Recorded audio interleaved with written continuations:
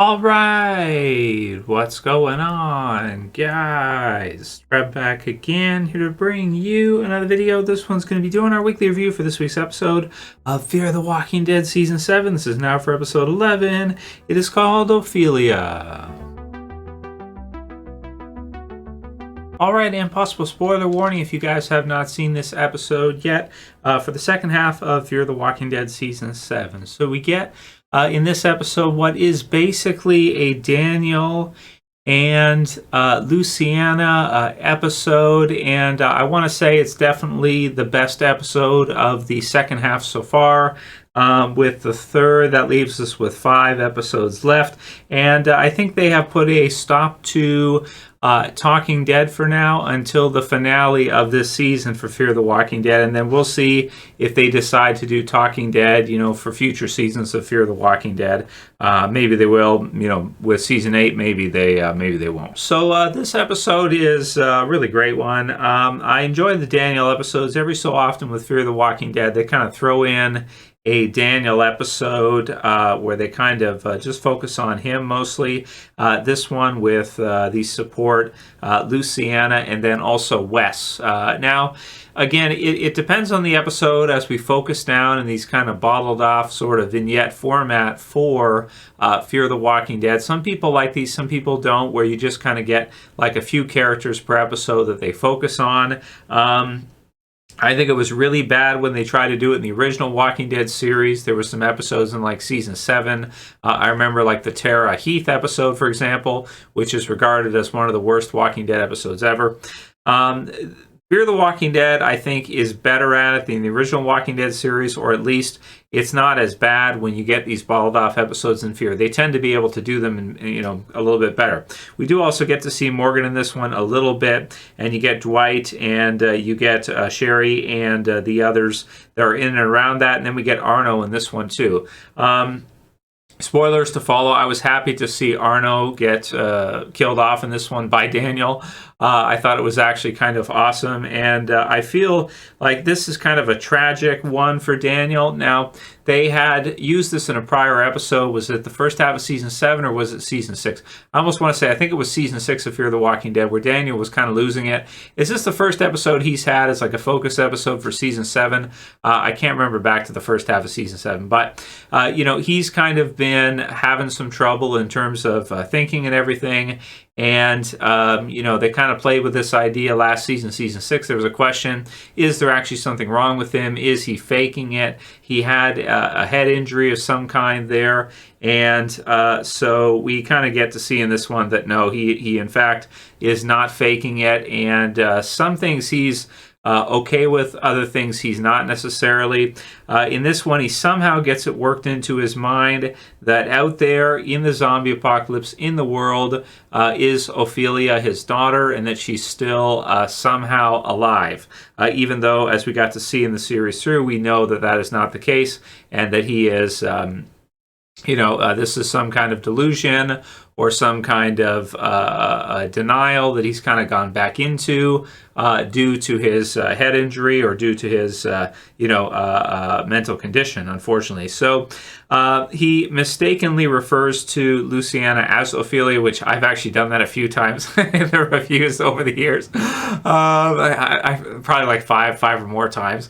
Accidentally refer to Luciana as Ofelia because the two are similar, right? In some ways. They look alike. Not really, but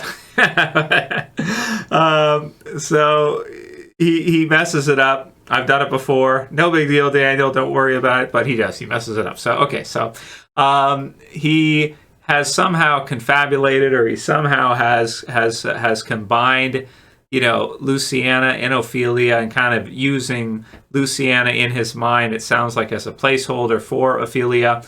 And so they're playing this card game, and there's like a boat there, which I think is really cool because it harkens back to like the earlier seasons of Fear where they're on the boat and stuff like that. The one they got sued over for using in the TV series.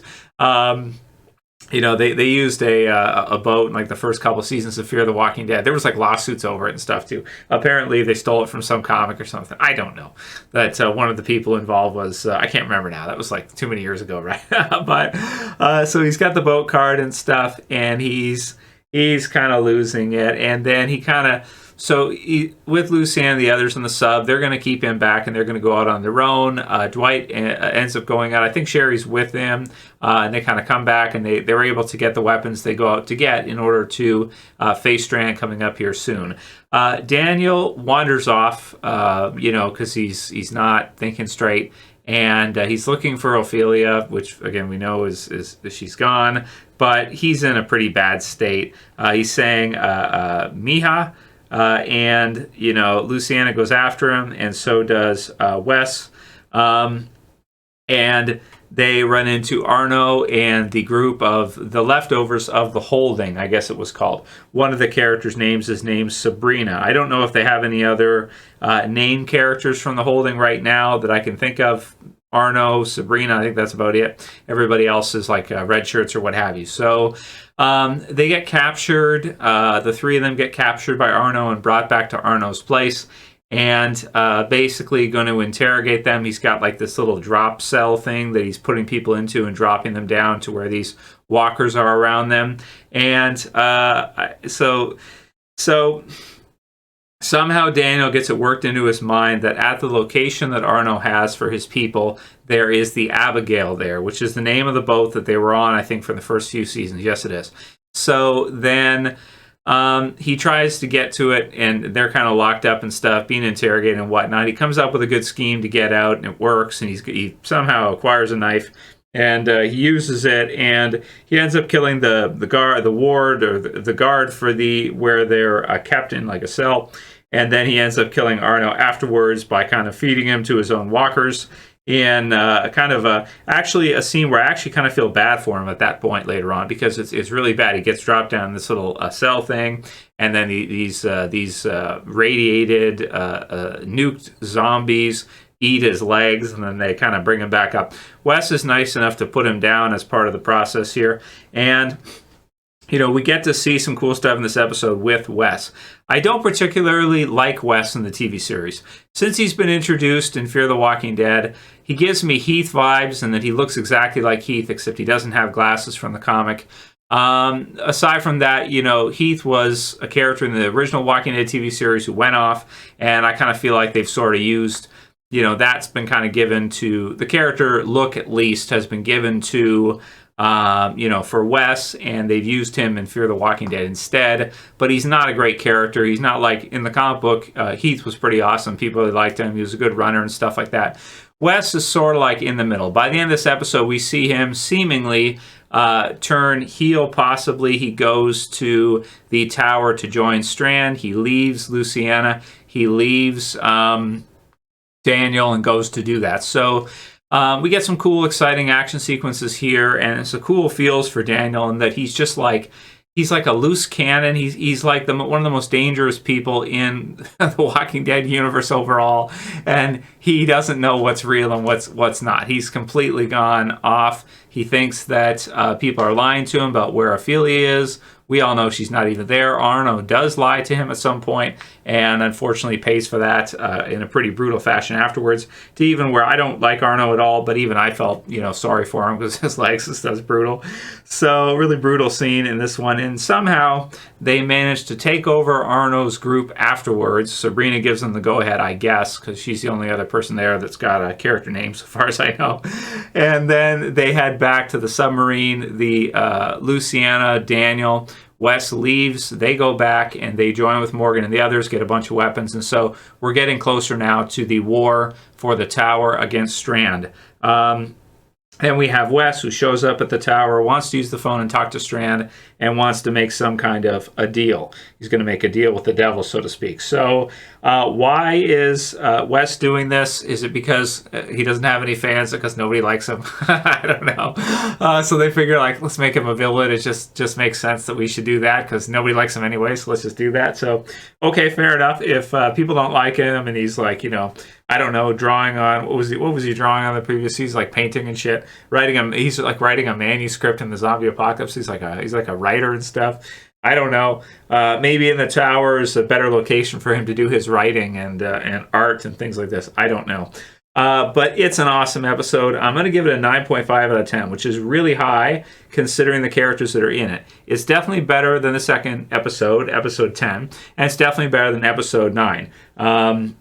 Which is basically just like an Alicia episode with Arno there as well. I'm happy to see Arno's not returning because it means that we can finally get to kind of move towards this battle for the tower with Strand.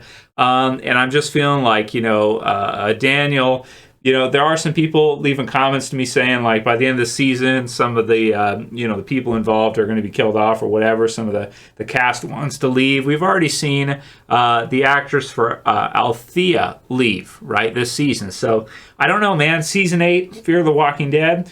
We'll have to see who's still around because it looks like we're shaping up to a climactic battle for the tower with Strand. And it doesn't look to me like everybody... is going to survive this one. It's been a while. We haven't had too many major character deaths in Fear of the Walking Dead, but as we get closer to the end here, you're thinking like, Daniel, Strand, some of the others as well too. Who knows? Who will be back for season 8? Who wants to continue with Fear the Walking Dead? Madison coming back, so they probably have to lose a couple there to make up for budget or whatever to have Kim Dickens come back as Madison. How is that going to go? I don't know. This is still an awesome episode though, and if they can do episodes like this, I'll happily continue to watch. Fear the Walking Dead after the original Walking Dead TV series goes ahead and ends. And even episode 10 too, if you guys saw my review, I was very shocked at the ending from the twist there, so that was okay too. Episode 9, maybe the weakest of this half so far, oddly enough, because it's the mid-season premiere. But yeah, this one's an awesome one. Feel really sorry for Daniel. I like how it brings us back to the early seasons with his background, and I can't help but think that maybe this will be his final season. Maybe they send Daniel in, he drafts up some plans on how to take Strand down, maybe he attempts to assassinate him, maybe Wes stops him. Something like this feels like it might be being set up. Maybe Wes just doesn't, maybe he is disappointed with what Daniel's just done. He's disappointed with what he's seen them do. He seems like kind of like a peaceful kind of guy, right? And he doesn't seem like he wants any of this to happen, what seems like is about to happen with this war about to kick off between, our survivors versus what is now an evil dictator, evil Strand. So I said evil twice. So that's it for my review, guys. It's another great episode of Fear the Walking Dead. Don't skip this one. It's really good. If you like Daniel especially, and I think out of all the characters in Fear the Walking Dead, he's one of the best. So one way or another, the way things are shaping up, by the end of this season, it seems like a lot of those season 1 characters, we only have a few of them left. We have, Madison's coming back, so that's something. She's kind of like she's been necromancyed back to life somehow by the fan base or something. So we got a +1 there, but it does really feel like we're going to lose either Daniel, Strand, maybe Alicia, I don't know, by the end of the season. But definitely Daniel or Strand, the way things are shaping, one of the two of them is not going to make it. And then collateral damage as well. I'm pretty sure Morgan's going to survive. I think that they're not going to kill Morgan off in that fashion. They might kill him off like the very last episode of Fear the Walking Dead, but you kind of want him there because Lenny James does a great job. He also seems to like to work, and he wants to do more episodes, and he wants to have more time. That's why he went to Fear from the original Walking Dead series. So I hope he kind of always survives because they could always use him in future spinoffs and stuff like that. But and hopefully Alicia does too. But Daniel and Strand, if they kill each other or something, I mean, it will be a fitting ending.